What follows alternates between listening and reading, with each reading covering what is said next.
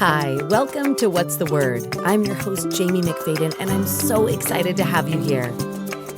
This podcast is about all things wellness. Each week, we will focus on a word of the day, and I interview some of the most inspirational people I know and share that inspiration with you.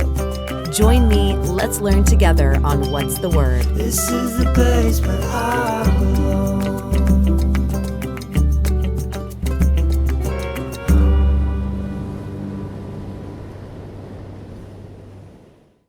Hi, welcome to What's the Word? I'm your host, Jaime McFaden. This podcast is about all things wellness. Each week, we focus on a word of the day and give some tips and tricks on how to utilize that word to help change your life for the better. To kick it off today, our word is inclusion, which means the action or state of including or being included within a group or structure. And our guest today is someone that I have been so excited about, internationally acclaimed and award-winning singer, dancer, actor, fight and dance choreographer, U.S. Navy veteran, and one of my personal meditation coaches, Ceasar F Barajas. It is an honor to have you here, my friend. How are you? Hi, love. And amongst all of the chaos and all of the hindrances and obstacles of what we're dealing with now, this is certainly a highlight. And I'm doing well here in New York City and continuing the moving and grooving and the shaking and baking, and we're all well. Thank you for having me. Well, I'm so honored to have you on here. So I have to get right into it. Why did you choose the word inclusion? And really, what does that represent to you right now? Well, here we are in a particular time and place in not just our country, but of the world, where we're finding that inclusivity has been lacking in multiple places, not just workforces, not just homes, but finding inclusion to make sure that we as humans, as self, are taking part and being a part of something. Maybe within our own world, within something that's a little bit bigger than us.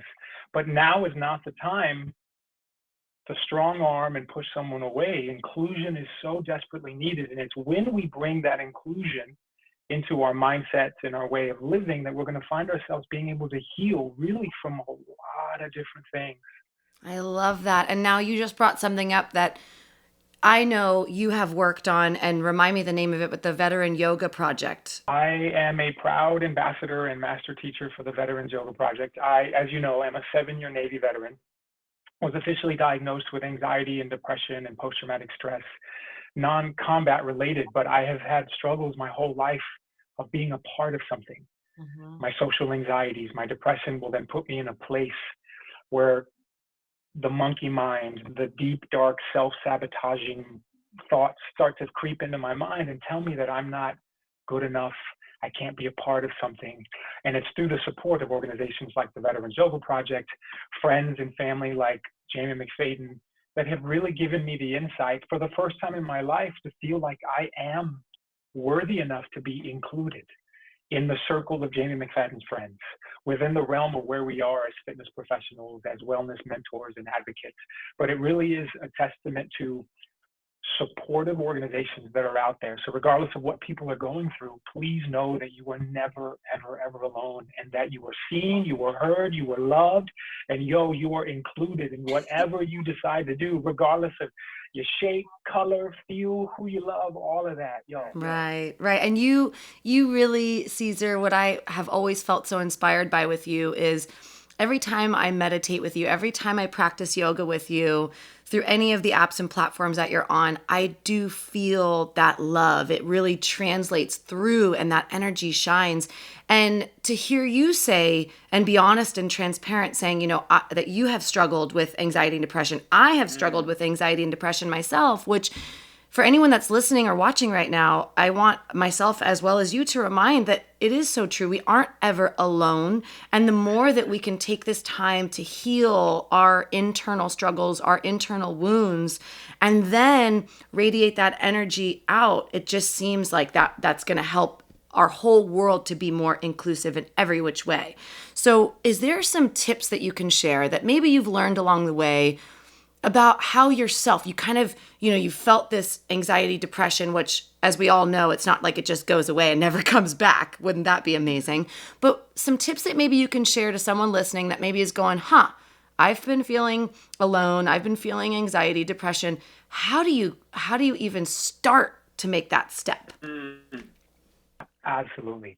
Well, I will start off by saying that we have a tendency as humans to overcomplicate. It's a part of our rational brain. It's a part of what we do. So then when we're living nonstop, conscious mind, subconscious, unconscious minds are continually moving. So please know that wherever you are in the realm of your life, you don't have to stop any of those thoughts. The idea is to put yourself in a place where you simply pause. Mm-hmm. Take a second to observe. Utilize all the senses. All right, what's going on? What am I feeling? Put yourself potentially in a place where your non-judgment is thinking, where you're non-judgmental to yourself, maybe to the persons you're speaking to, especially when people are like working your last nerves.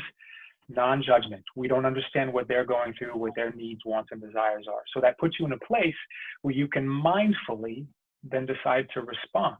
And that's all mindfulness is. Because we overcomplicate, we have a tendency to forget that the simplicity of mindfulness is only that. Pause, observe, feel. And then on top of that, we carry within us this fantastically gifted system called the respiratory system. Mm-hmm. We can stop and take one conscious controlled deep breath. Listeners, wherever you are in the world, 1,000 thank yous for being here. Just pause for a moment and take one deep breath with me. Let's all do it together.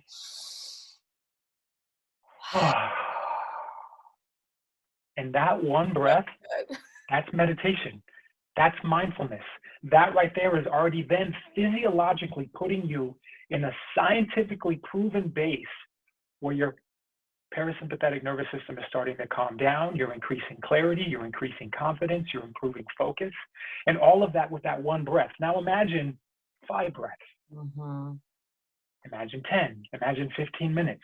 Whatever it is that you have going on, if you award yourself an opportunity to just stop, pause, feel, observe, I guarantee you it's going to change. And it's not a miracle cure. So let me get that situated and settled right now. None of this is that miracle, all right, within a second I'm gonna feel better, but I guarantee you with enough practice. And that's why yoga's a practice, meditation's a practice. My friends, I cultivated a platform called The Journey with Ceasar. It's all about the journey, not the destination. We are never ever going to find perfection, nor are we ever going to arrive anywhere. Right. Be here, feel what you're feeling now as best as you can. Never suppress it, because suppression leads to festering. Right. Feel the good, the bad, the high side, the low side. And I got taught this a long time ago, and I love it. There are no good and bad emotions. There are only constructive and destructive. So how do you choose to deal with whatever you're feeling? Wow. Oh my goodness. Can we just, for anyone that's listening right now and watching, everything that you just said, first of all, the clarity, it was all reminding people of these simple things, because we do. I mean, if you're listening right now or you're watching, ask yourself this question: do I overcomplicate things? Yes. Okay. And that is, I feel, part of the human condition. We do. We're always thinking of, we need more, or what else can I be doing, or I'm not enough, or, and just hearing you say, pause, take a breath, allow yourself and award yourself. I love that you said that. Award yourself to feel the feelings, take that breath and acknowledge whatever those feelings are, knowing that that breath, sure, it's going to help, but it doesn't necessarily mean it's that miracle of, okay, well, now I'm not going to feel those negative things anymore. But maybe instead of thinking of them as negative, maybe think of them as that they're deconstructive, like they're not helping you at this point. And so how do we make that change? So on that, who has inspired you to make that change? And who or what got you into yoga in the first place? A dancer at 15 years old. So yoga has always been a part of, here's the warm up before ballet class or before company rehearsals. So have known what yoga can do. And yoga was actually pivotal in my rehab. I suffered a major back injury wasn't sure if I was going to continue dancing. And yoga and Pilates then gave me the strength that I needed within the core. And that's what segued me to then find my waitressing job as a fitness professional, coach, teacher, instructor, led to certifications and everything from group fitness to kettlebell to CrossFit to boxing to all of that stuff. Everything. So I feel like understanding, I teach every modality. I tell people all the time, I'm a master of nothing, but I'm really good at like everything. I found myself just really connecting to what yoga is for my body, but it wasn't until 2010. My ex-wife left me. I had become a danger to myself, to her. And for the first time in my life, I sought therapy and counseling. And then it's been 10 years. And I share with people openly and lovingly that I have been a decade plus emotionally sober. And sobriety isn't just substances. Sobriety is figuring out what it is that you just can't get away from. And for me, it was the control. We can go back and we can try to list every single trauma, but every single one of us, yes, are traumatized, but more importantly, we're not just survivors, we're thrivers. Here we are now, still here, in the midst of whatever we're dealing with. And I guarantee you there are far more victories in our rearview mirror than there are defeats because we're still standing. So my greatest inspirations lie within the circle of my family, my mom and dad and my younger brother, Alex. Within the realm of that very first therapist, Steve, Woodland Hills, California. Shout out to you, homie. Because it was him. It was Steve who taught me what affirmations and mantras and Reiki and crystal. And then I had a visit to an acupuncturist. And so shout out to my very first acupuncturist who was then able to teach me the homeopathic, holistic side to healing, because what we're dealing with in breathing, in meditation and yoga is a thousands of years old practice. Right. And we have a tendency to forget because right now yoga is, no offense, but it's all white girls and Lululemon on the cover of Yoga Journal, and that's not what it is. I'm a straight male who's a professional ballerina, and at the same time, I'm covered neck down in tattoos and appreciating the fact that yoga puts me in a place where I don't feel like I have to suffer. Right. Yoga then puts me in a place where I can really, really, truly be grateful that I'm still alive, because I've been on the brink a few times and could have been one of those 20-a-day veteran suicides. So I'm still here. God has got something for me. And that's the reason why you and I together right here make the team that we do, because we can connect and allow every single one of your listeners to understand that you were supported, you were loved, you were heard, you were appreciated. Oh, way to bring tears to our eyes and also to remind us about inclusion, because that is, right here, full circle in this interview with you. Ceasar, and for anyone that's listening, I am here to share with you, please make sure that you follow Ceasar after this, that you go and listen to what he's saying and take a class with him, check out, what he's doing right now, because here is a man that I have known for years that continuously inspires me to be my best self, but to be my authentic self at the same time, and to live that truth. And still you do it in a way, every class I take with you, I still find myself giggling because of, he has really fun ways of saying, okay, when we're doing a yoga pose and he goes, okay, let's get in down dog, like tacos, you look like a upside down taco, and who doesn't love tacos? And I'm like, okay, wait, now I'm giggling while I'm laughing or while I'm doing my yoga, but I love it. So Ceasar, you are seriously someone I just cherish, I love and respect. And now we get into, as we're talking about inclusion, we're going to talk about some of your maybe projects that you're working on. Is there anything that you're working on right now? Maybe people want to see, because you are a dancer. You basically do everything, right? I do. Actually, it's funny when I get asked that, because there's always a multitude of things you can find me doing. First and foremost, I am honored to share my website. I offer membership-based, subscription-based personal meditation and coaching, so you can check me out at www.ceasarfbarajas.com. www.thejourneywithcaesar.com, or you can do www.ceasarfbarajas.com. Check the spelling. And there you can find links to coaching and what I do. But I'm also honored to be an adjunct professor at Columbia University.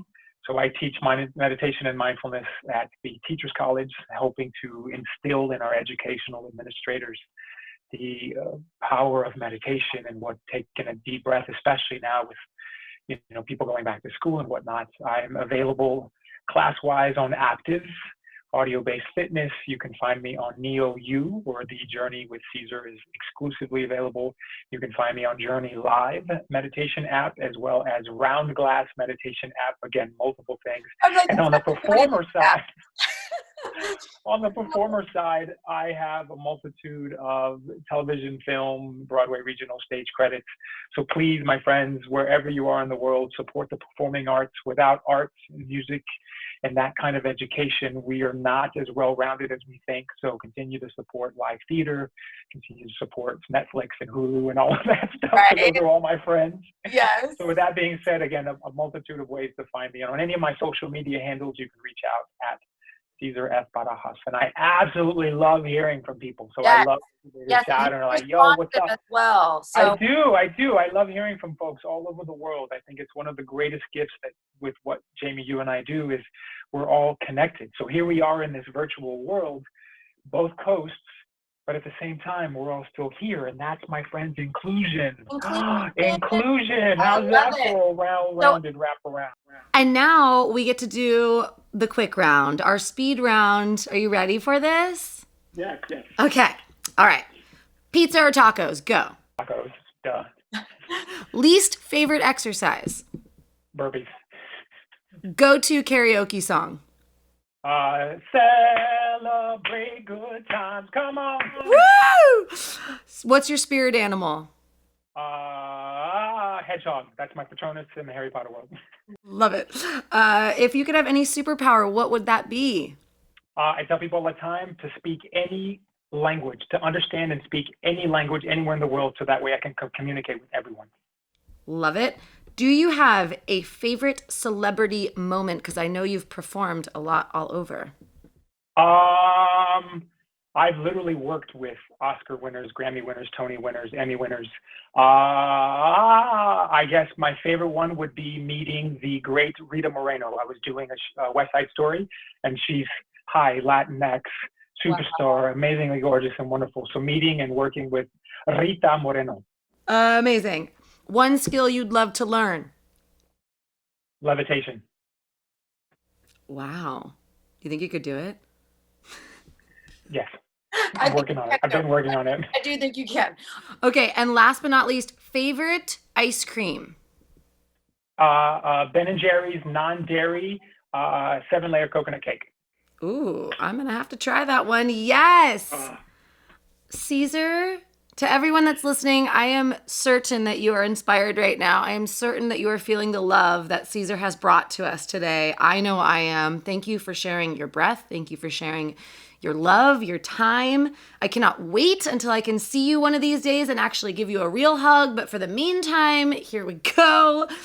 I love you. Thank you so much for being here. Thank you. To everyone listening, thank you.